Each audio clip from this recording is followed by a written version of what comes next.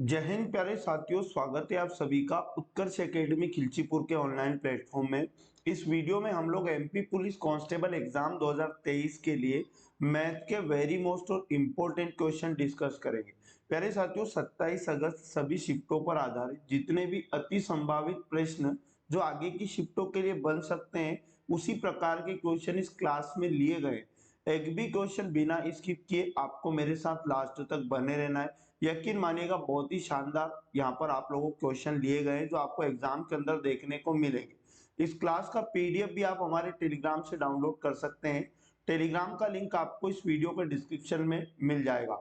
यदि आप चैनल पर पहली बार विजिट कर रहे हैं तो चैनल को सब्सक्राइब करके बेल आइकन को ऑन कर लें, जिससे आपको सभी क्लास का नोटिफिकेशन तुरंत मिल पाएगा। यदि आपने बाकी के पार्ट नहीं देखे तो आप बाकी के पार्ट भी देख ले, प्लेलिस्ट आपको मिल जाएगी जहां जाके आप बाकी के पार्ट भी देख सकते हैं। आगे यदि बात करें, आज का पहला अति महत्वपूर्ण क्वेश्चन, 5000 से अधिक संख्या कौन सी है जो 73 से ठीक ठीक विभाजित है। प्यारे साथियों, इस प्रकार के क्वेश्चन को करने के लिए किसी भी संख्या से अधिक अगर क्वेश्चन पूछे और किसी से भी विभाजित होने की बात करें तो आप जैसे 5000 से अधिक क्वेश्चन में पूछा जा रहा है तो 5000 में 73 का भाग देंगे और पहले जो भाग जाएगा 73 का वो 6 बार जाएगा। और यहाँ पर भाग जो जाएगा 6 बार में 6 18 कैरी 1, 6 7 42 और 1 43, 438 आएगा जिसे हम माइनस करेंगे। 10 में से 8 गया 2, 9 में से 3 गया 6 और यहाँ पर आ जाएगा 0। ऊपर से 0 उतारेंगे और 620 बनेगा। फिर से 620 में हमें 73 से डिवाइड करना होगा तो 8 बार यहाँ पर डिवाइड होगा। 8 या 24 कैरी आएगा 2, 8 7 56 और 2 हो जाएगा यहाँ पर 58। तो 584 आएगा, इसे माइनस करेंगे यहाँ 6 बचेगा। एक यहाँ बन जाएगा, 11 में से 8 गया 3 बचेगा और यहाँ पर 5 में से 5 0, यानी शेषफल कितना बना तो 36 यहाँ पर शेष बचेगा। अब हमें क्या करना होता है, जिस संख्या का आपने भाग लगाया उसमें से शेषफल को घटा लो, यानी 36 को, तो 13 में से 6 जाएगा 7 बचेगा और 6 में से 3 गया तो यहाँ पर 3 बचेगा। तो यहाँ पर इसे घटाने के बाद जो संख्या प्राप्त होती है उसे 5000 में जोड़ देना है। तो 5000 में हम लोगों को 37 को जोड़ देना है तो हमारे पास निकल कर आ जाएगा 5037। तो इस क्वेश्चन का राइट आंसर भी 5037 आ जाएगा। ऑप्शन नंबर 3 इसका करेक्ट आंसर है।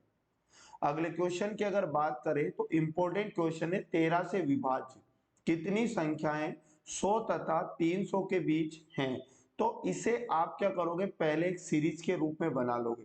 मतलब 13 से विभाजित हो जो 100 से तो बड़ी रहे लेकिन 300 से छोटी रहे, ऐसी संख्या कितनी है। तो आपको क्या करना पड़ेगा, 13 मतलब 13 से विभाजित हो 100 से बड़ी ऐसी संख्या बनाओ। तो 13 7 91, 13 8 104, यानी 100 से बड़ी सबसे पहली संख्या जो 13 से विभाजित होती है 104 है। फिर उसके बाद 13 नवे की 13 8 104 के बाद 13 नवे की 117 विभाजित होगा। इस प्रकार ये एक समांतर श्रेणी बनेगा, लेकिन इस समांतर श्रेणी का अंतिम पद भी आपको लाना पड़ेगा।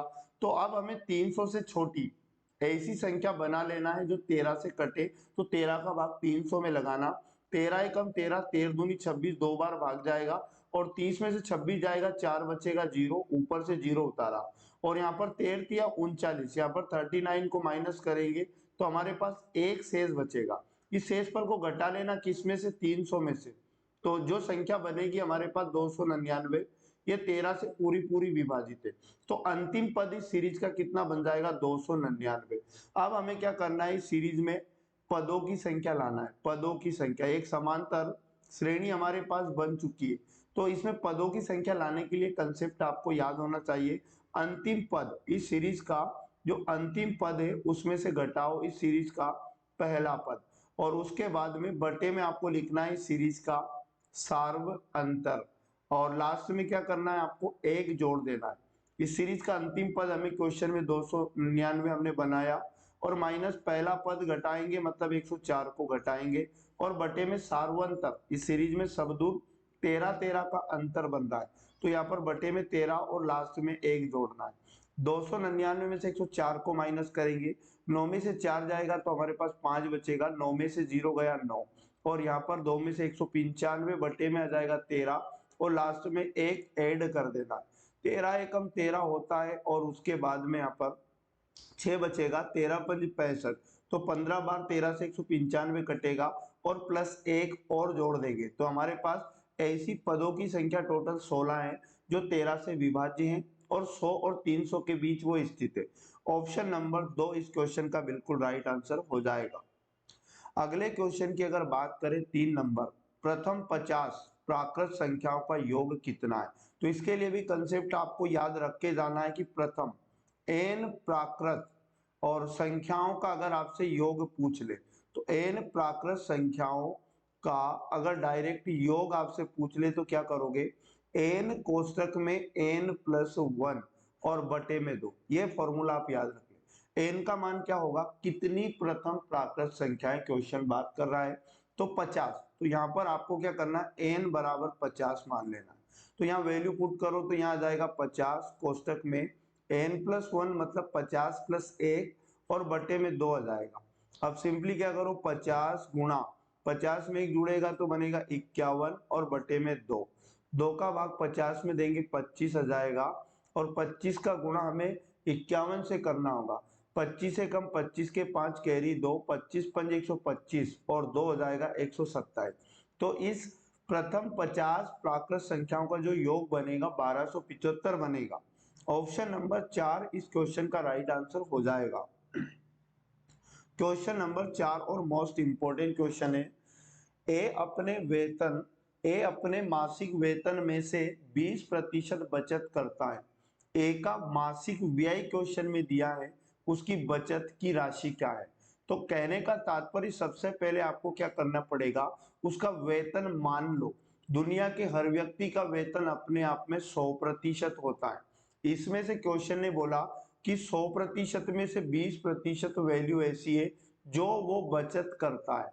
तो आप यहाँ पर क्या करो, 100% अगर वेतन है 20% बचत करता है तो 100 में से 20 गया, कितना बचा 80। 80% वैल्यू वो क्या कर देता है, खर्च। खर्च को एक और चीज कहते हैं व्यय। अब हमें क्वेश्चन में क्या दिया है, हमें 6,000 रुपए व्यय दिया है, मासिक व्यय दिया, मतलब हमें क्वेश्चन में 80% का मान दिया 6,000 रुपए। तो आप क्या करो, 1% का मान लेके आओ। तो 6,000 में हमें भाग देना है 80 का, 0 से 0 काट देंगे, 8 से काटेंगे, 8 7 56, 8 5 40, 1% का मान 75 बनेगा। क्वेश्चन ने ये पूछा कि उसकी बचत की राशि कितनी है। तो बचत लाने के लिए क्या करो, जो 1% का मान आया, कितना आया 75, उसका गुणा उतने प्रतिशत से कर दो जितने प्रतिशत का मान हमें चाहिए। तो बचत का प्रतिशत क्वेश्चन में हमें कितना बताया, 20% बताया। तो 1% के मान यानी 75 में 20 का गुणा कर देंगे तो 75 का डबल 150 होता है और एक जीरो लगा देंगे तो 1,500 रुपए की बचत आ जाएगी।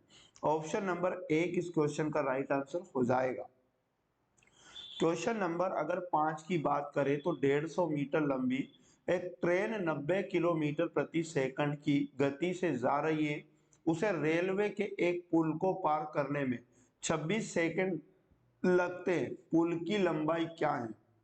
प्यारे साथियों, इस क्वेश्चन को आप एक ही कंसेप्ट से सोल्व कर लोगे। चाल बराबर होता है दूरी बटे में समय।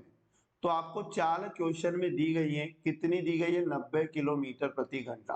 तो इस 90 में आप क्या करो, 5/18 का गुणा करो, जिससे किलोमीटर प्रति घंटे से मीटर प्रति सेकंड में कन्वर्ट हो जाएगी, बराबर दूरी यानी क्या लिखोगे यहाँ पर, जब कोई ट्रेन किसी पुल को पार करती है तो ट्रेन की लंबाई, दूरी बनेगी यानी 150 प्लस पुल की लंबाई, दोनों जुड़ जाएगी तो पुल की लंबाई आप x से लिख लो और बटे में कितना, समय की जगह आपको लिखना है, क्वेश्चन में दिया 26 सेकंड। इसे काट ले, 18 का भाग 90 में 5 बार जाएगा, 5 गुना 5 करेंगे 25 और 25 भाग का 26 इधर गुणे में 26 हो जाएगा और बराबर में 150 प्लस x हमारे पास बच जाएगा।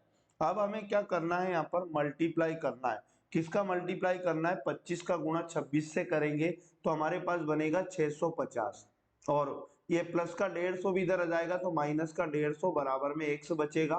यहाँ पर 0, 5 में से 5 गया 0, 6 में से 1 गया तो 5, यानी x का मान आया कितना 500 और 500 ही याद रखना 500 मीटर, ये पुल की लंबाई आ जाएगी। ऑप्शन नंबर 1 इसका बिल्कुल राइट आंसर हो जाएगा।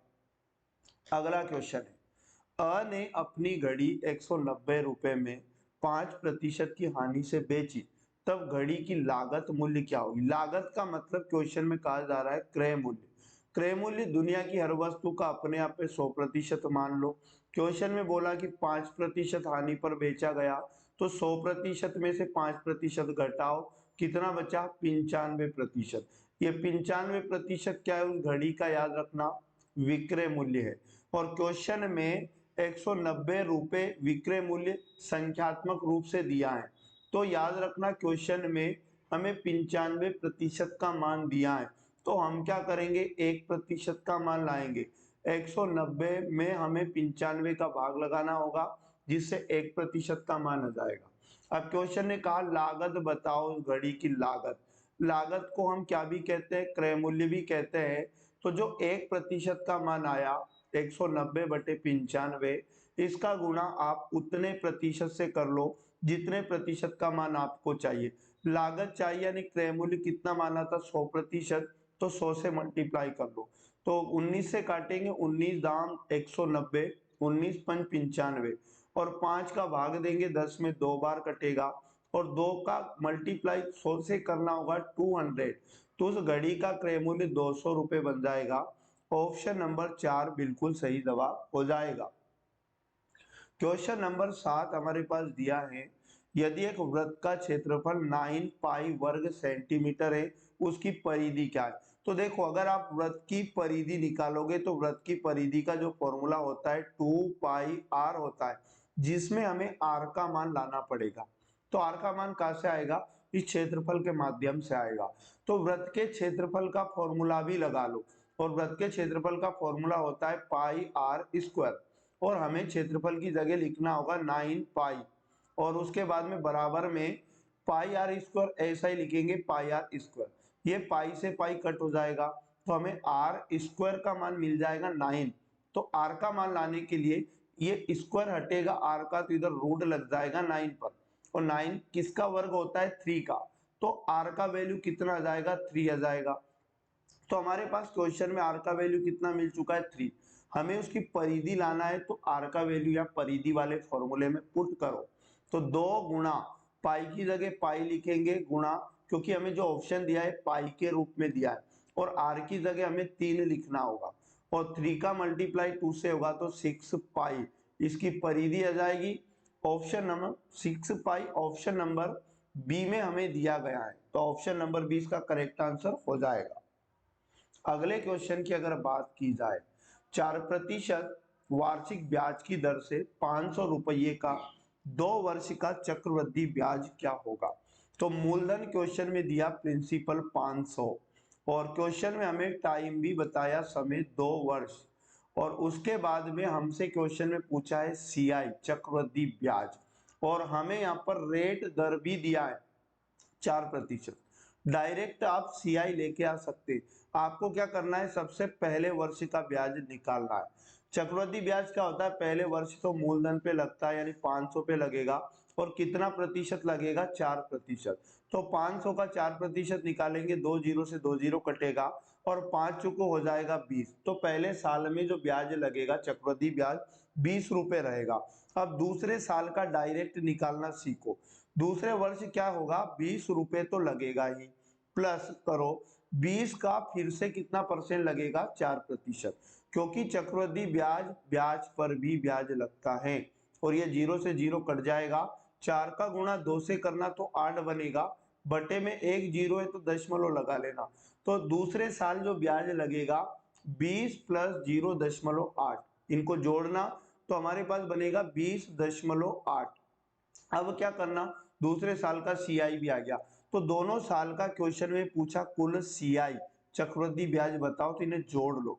20 रुपए में जोड़ना पड़ेगा 20.8 को, तो हमारे पास हो जाएगा 20 20 40, यानी कितना 40.8 रुपए, और ऑप्शन नंबर 3 इसका बिल्कुल करेक्ट आंसर हो जाएगा। क्वेश्चन नंबर 9, इनमें से कितनी संख्याएं पूर्ण वर्ग नहीं है। तो पूर्ण वर्ग क्या होती हैं, ऐसी संख्याएं जो किसी ना किसी संख्या के वर्ग में आए, उनको पूर्ण वर्ग कहते हैं।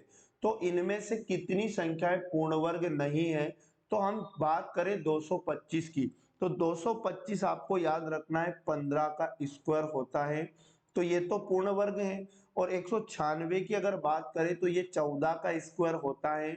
और 256 की बात करें तो ये 16 यानी 16 का स्क्वायर होता है।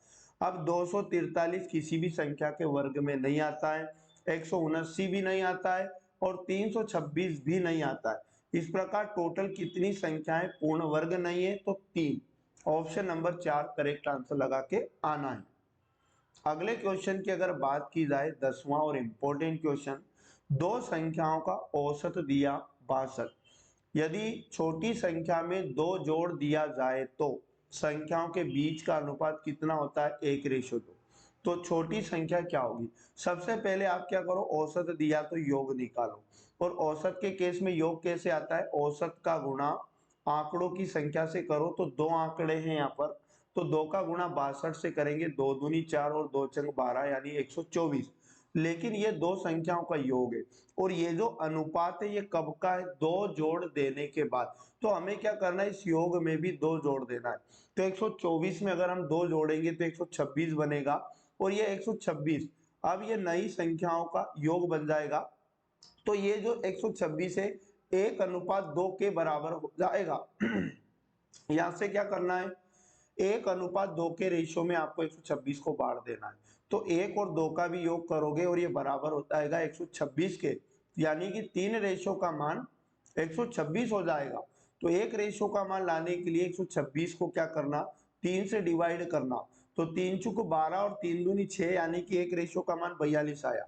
तो यहां से क्या करोगे, एक संख्या तो आ जाएगी आपकी 42 गुणा 1 यानी 42, और दूसरी संख्या आ जाएगी आपके पास 42 गुणा 2, 2 दूनी 4 और 2 चुक 8 यानी 84। लेकिन क्वेश्चन एक आज छोटी संख्या बताओ, लेकिन ये जो छोटी संख्या आई है 42, ये तो कितना जोड़ देने के बाद आई है, दो जोड़ देने के बाद आई है। तो आपको सही उत्तर लाने के लिए दो पुनः घटाना पड़ेगा। इस प्रकार छोटी संख्या 40 हैं जिनके बारे में क्वेश्चन बात कर रहा था। ऑप्शन नंबर 4 इस क्वेश्चन का बिल्कुल राइट आंसर हो जाएगा। तो प्यारे साथियों, बिल्कुल इसी प्रकार के क्वेश्चन आपको एग्जाम के अंदर देखने को मिल रहे हैं। तो प्रतिदिन आप बने रहें इस क्लास के साथ और प्रैक्टिस करते रहें बढ़िया सी। और बाकी के पार्ट नहीं देखे तो बाकी के पार्ट भी प्लेलिस्ट में मिल जाएंगे, जहां जाकर आप देख सकते हैं। मिलेंगे नेक्स्ट वाले पार्ट में, तब तक पढ़ते रहिएगा। जय हिंद, जय भारत, वंदे मातरम।